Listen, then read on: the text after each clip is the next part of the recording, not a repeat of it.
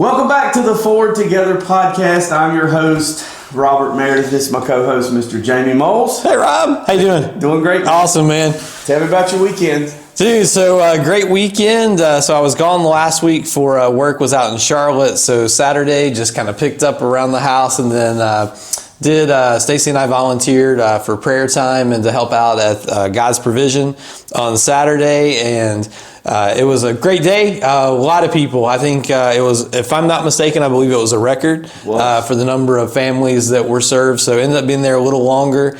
Then had a church yesterday, and then we became Smokey the Bear's arch nemesis and burnt some leaves yesterday, but everything's fine.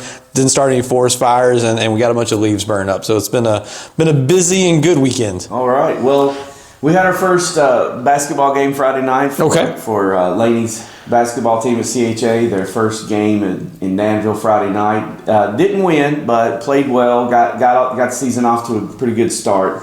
And then I want to tell you a little story about my Saturday. So I have this tradition that every year I try to spend one Saturday during the holiday season, sometime around Thanksgiving to before Christmas, with each one of my children. So I like to take a Saturday and spend with Laney, and one with Rob, and then one with Lexi. So the plan this past Saturday was that I would spend the day with Lexi, and we usually will go out of town, and I'll take them, we'll go sightseeing, I'll let them do some Christmas shopping, we'll just spend the day together. And so this past Saturday, we decided to bring Rob with us because Laney had another game on Saturday, and he didn't want to go and sit in the gym and watch his sister's basketball. Understandable. Game. So we ended up bringing him along with us. So we went to North Carolina, and I took them to a little town called Mount Airy, where the Andy Griffith Show was formed. Got my bullet, Barney. That's right. So that's the town where the Andy Griffith Show was based off of, and we went through the downtown area, just kind of walked the street to go into different shops and just spend the day together. And then they had a Christmas parade that evening, so we stayed and watched the parade. Nice day, right? Good weather. It was November. Beautiful day. But we found a store we had never been in before, and it was kind of off the main strip. It was around the corner there. And we were just kind of browsing around. So we walked by, and it said it was a cat cafe. And so you looked inside, and it was like a little bar area where they serve coffee and pastries, and then they had cat treats there. And then in the back was an area where they had a bunch of cats. And so if you know anything about Lexi, you know that she loves any little small animal that's cute and precious. Yes. She says they're all adorable. Okay. It doesn't matter if it's a little squirrel, a bunny, or a cat, but especially cats is her favorite. So we go in, and I find out that there is a charge to play with these cats.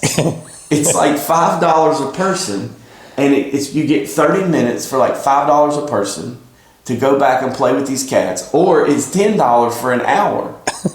And Lexi's looking, and I could tell there's 7 cats back there, and I could tell she really wanted to go back there. And I was like, do you want to do it? And the lady's like, the money goes for help with their rescue and their adoption and everything. Okay, so now at least it makes a little more sense to me, but okay. Okay, so I decided, and I was like, Rob, you want to do it? He's like, yeah. So he went back with her. And so I paid the $5 a person plus tax. I'm not a coffee drinker, so which I don't know if that surprises anyone being a pastor and not a coffee drinker, but I'm not a coffee drinker, so I paid the money and I let them go back. And it was in this back room. There was glass doors I could see back there. They were back there, and there was 7 cats back there. All these little beds and little kitty condos and little toys and things for them to play with, and they had the best time. I never thought I would pay $10 for my kids to pet cats. Well, especially since you have cats. Exactly. And they're free. All right, that's a great business. 1, great story. 2, I don't know, maybe we have a dog cafe. That's a great business model. Yes, I do. Maybe we need to bring a cat cafe to Rocky Mount. You can comment if you think we need a cat cafe in Rocky Mount. I'm sure the people are like, I can walk outside and there's all kind of stray cats around here. You can just walk outside in your yard at my house and have a deer cafe. They're a lot cheaper than dogs if you think about it. I can tell you, I cannot walk in a cat cafe because I'd immediately have red eyes and start sneezing and that kind of stuff. You find your coffee elsewhere. I don't drink coffee either, so crazy, as active and hyper as I am. So I think, it's this is the Saturday or Monday before Thanksgiving, and so I think it'd be cool to talk about some of our favorite Thanksgiving memories. All right. And kind of what you remember in childhood, or or now with the kids. What does Thanksgiving mean when you think about Thanksgiving? What memories pop in your mind? Well, so I think for me growing up, our Thanksgiving tradition was to get together with my mom's side of the family. So my mom was one of 8, and so all of her brothers and sisters, and then all of their spouses and all of their children. So all of my first cousins, second cousins, and we would have everybody would come together, and we would all go back to Parrott. They didn't all live there, but we would all go back to Parrott, and we would rent out the fire station in Parrott had a second story, like a community room kind of area where there was a TV, there was a pool table. When I was little, I thought that was the coolest thing ever. So it was a pool still the coolest thing when you walk in and see a pool table. Like, yeah, I don't even play pool, but you see it and you're like, woo, it's awesome, right? Yeah, love pool. And then there was like a bar area and a kitchen, refrigerator, stove, and all that. So my mom and her sisters and sister-in-laws would get together probably 3 weeks before Thanksgiving, and they would come to my house usually, and they would sit down in the kitchen and they would plan out who's going to fix what, who's going to bring what, and they would divide it up. And if you couldn't cook, you would be bringing drinks or plates or store-bought cake or something to the dinner. But we would all go and we would eat, we would talk, that was how we would spend the day. The kids, we would go outside and play football, we would play pool, and that's just what we did every year. And then it changed through the years, and some of the folks got older and couldn't go up the stairs because you had to walk up a flight of stairs to get to that. They couldn't go up the stairs, so then we moved it to the church fellowship hall. I didn't like that as well. I liked it when you were at the fire station because there was a pool table. Yep. And but that tradition kind of changed when my mom's generation, they kind of passed away, and we kind of stopped getting together. But that was that's our Thanksgiving memories, and it was just fun to be there with my cousins, and you kind of get to see everybody, and you got to play football, and there was a TV there, and we would watch football, and just the men would stand around and talk, and talk about sports, and it was just a good time. How about you? What do you remember? So we both always talk about we have a lot in common. So I was the only child. And so what I remember is, my dad had a massive family, and I mean, there are 9 sisters, 2 brothers, wow. Crazy age group. So we didn't really do Thanksgiving with them that I can remember. However, my mom has 2 brothers, and so one lived in DC. At times he would be there. But for the most part, it was my Uncle Dewey, my Aunt Debbie, my 2 cousins, shout out TJ and Matt, every Thanksgiving. My grandmother lived with us, so she would cook, and I remember her doing most of the cooking. I'm not sure that's how it happened. I'm sure Dewey and Deb brought something, but they would come up to the house and we would all eat. And then, we're big Cowboys fans. Shout out who would have ever thought they'd have won a game yesterday, but they would come up there and we would eat, and then everybody gets all full, and I remember us just laying on the floor. It's going to blow a lot of people's minds. We had one TV back when I was a kid. I know now that everybody has 3 or 4. I have several in my house, but at that time everybody had one TV, so we ate, turned TV on, watched the game, sat in the living room, and that was Thanksgiving, and it was always cool. Being the only child, my TJ especially was, very much like my sister growing up, so it was cool to get to hang out and spend time together. So that's kind of how we spent Thanksgivings, and then. And how about now? So now it depends. The girls live in Texas. We're now back in Virginia. So FaceTime this Thanksgiving. Well, we'll go with my parents, and we don't, things are easier or simpler, depending on how you want to look at it. I know some people won't like this, but I'll pre-order meals on Cracker Barrel, and we're going to pick those up on the way to Pulaski, and we'll have a Cracker Barrel Thanksgiving at my parents' house, and we're going to stay the night up there, and then so that's how we'll do Thanksgiving this year. And then last year, hopefully every couple years we can get everybody together, but when you live 24-hour drives apart, it gets a little more difficult, but you know what? You raise your kids to be independent and successful, so they are doing incredible in life. Super proud of them. Might occasionally mean a missed holiday, but really proud of what they're doing. That's awesome. Yeah. Yeah, we don't have a consistent tradition anymore of what we do every year, but we'll see my parents, and Casey will fix Thanksgiving this year. My parents we're inviting them down to our house. But we've done the Cracker Barrel thing before where we'll just meet them in Christiansburg, and it's like halfway, and so we both will just eat there. A couple of Thanksgivings, I went and did the Drumstick Dash in Roanoke, and so we would just kind of go and eat Cracker Barrel after I would run. But yeah, it's just good to be together and remember why we're celebrating this day. You know, some people now they'll I guess try to take the Christian meaning away from Thanksgiving, and they'll make the center and the focus be on food. And some people even call it Turkey Day, but you know, it's really the focus is on being grateful. And it's a uniquely American holiday. You know, you don't really find Thanksgiving. I mean, it may be celebrated in other countries, but it was kind of born here, and it was just as a way to recognize the prosperity and the blessings we have in America, and that God is the source of all that, and just to take a day to show the Lord that we're grateful. So you are basically a birthday Thanksgiving baby. Do you guys celebrate, like today's your birthday? Yeah. So happy birthday. If you want to tell everybody how old you are, then you can. I won't, because like we saw in church yesterday, we're live streaming. You might get mad. Well, no, I don't mind. But yeah, that kind of does play into a little, I don't know that some years my birthday does fall on Thanksgiving, but I guess it's always kind of made it more of a fun kind of, I guess, looking forward to the holiday because my birthday's right around there.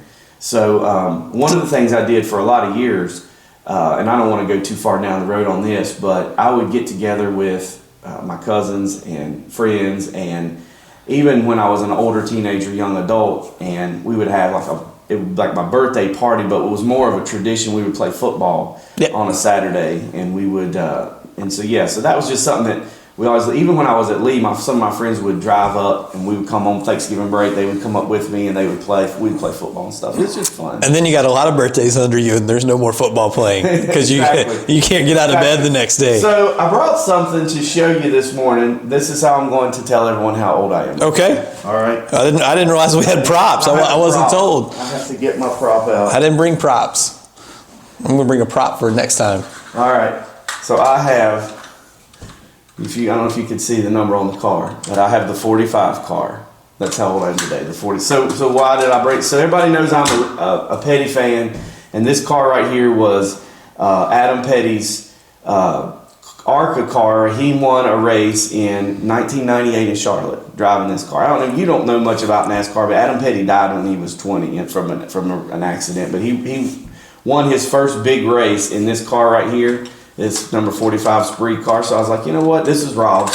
So I said, can I use your car for the podcast morning? He said, yeah, for $5. I was like, well, I'll just mention you on the podcast, and that'll be your payment. So I told him I'd give him ice cream money for school if he let me borrow his car. So okay, that's for the two people that are still watching. We just lost them because we brought out NASCARs. All right, and speaking of sports, I mentioned it a little earlier. My Cowboys. Crazy won a game this week, against the Commanders. The Redskins? The Redskins, yeah. The Commanders.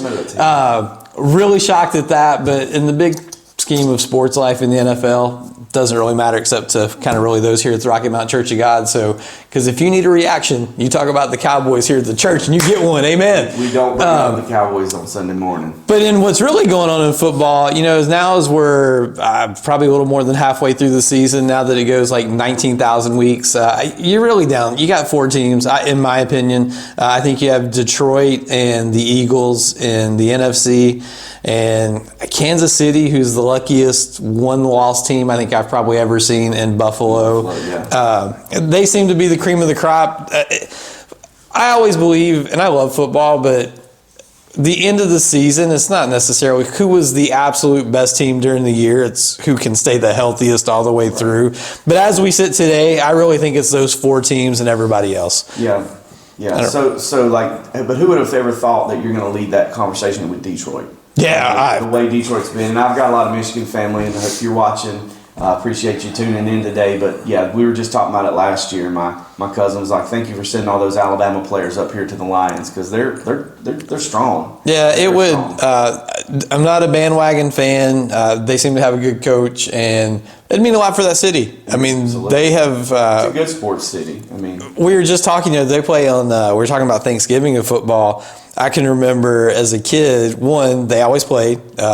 However, some of their fans, kind of like the Saints fans, they used to have the bags over their heads and stuff. So I'm happy for them, happy for their fan base. The Cowboys, at least we have a history of winning, although you have to be pretty old now to know that history. But it's good for them. Yeah. Good for the NFL, I think, too. So there was another winning streak that ended last night, unexpectedly. The South Carolina Lady Gamecocks, the women's basketball team that has won 2 national championships in a row and 43 straight games, lost last night to UCLA.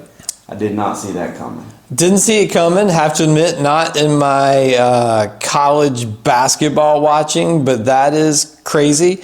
I would have seen that game on the schedule, just assumed they would have won and just had moved on. But the thing with basketball, anyone on any day, if somebody gets hot in threes, it doesn't even really matter if you're the most physically gifted team or the best team. You can sneak out a win in basketball. So all winning streaks come to an end. So they'll start another one. My guess is at the end of the year they'll still be somewhere around the title, the top 10. Yeah, I imagine so. And with that, we'll move on to college football. And so Saturday was not a good day for my teams, Alabama and Ole Miss both, and Virginia Tech. I can't think of any team I would have remotely pulled for that did win, but all 3 of them went down on Saturday. Of course, Virginia Tech is playing for a bowl game, but Alabama and Ole Miss are now out of the playoff contention. And I know a cheer went up across America when Alabama lost their 3rd game. Who would have thought it would take 3 losses to get eliminated from the playoffs this year? A little crazy. I want everybody watching the podcast, look at me, zoom in. All the talk about all the stuff early doesn't matter. Everybody gets all frustrated. Last week we were like, oh my gosh, the SEC, it's going to be the SEC Invitational. And then they go out and lose. All you fan bases, just stay calm. It all works itself out. Now, there's still going to be with 12 teams. Somebody's going to be this team should have got in. But the 13th team. Yes, but Penn State shouldn't be there. They played nobody. Indiana, great story, but they didn't have the talent to go with. Really, Oregon, Ohio State. I know Georgia has 2 losses, but I wouldn't want to see them on my schedule. That's my point. How does Alabama and Ole Miss play as well as they did to beat Georgia and then lose the games they've lost, like to Florida and to Vanderbilt? But it just shows you that's the kind of year it's been. And I think Georgia's one of the best teams. But when I saw the way Ole Miss beat them and the way Alabama beat them, I had to think that they were on the same level until this last weekend. I'll have this final parting take about real sports, and then Rob will end our sports conversation with NASCAR. I always have to do that. I know. It is. You have your little NASCAR there, so we're good. It's going to be interesting, and I don't know the answer. Leave a comment if you think you know. But has the NIL, where all these kids can get money, is that why we're having such a weird college football season? Are kids that would be at Alabama and Georgia now at Vanderbilt because Alabama and Georgia, and can they not pay everybody, so it's causing a few top-tier talent guys to filter off where they would go to Alabama to get into the NFL? Are they taking money elsewhere? Interesting. I don't know yet. It's such an early sample size. I'm sure I'm not a massive college football history buff, and without the 12 team playoff, I don't know that we looked at it quite the way we're looking at it right now. I think in years past, when it was just the 4 teams or the AP, like when you voted, I don't think we'd be talking about like all these SEC teams have 3. You just wouldn't talk about them anymore.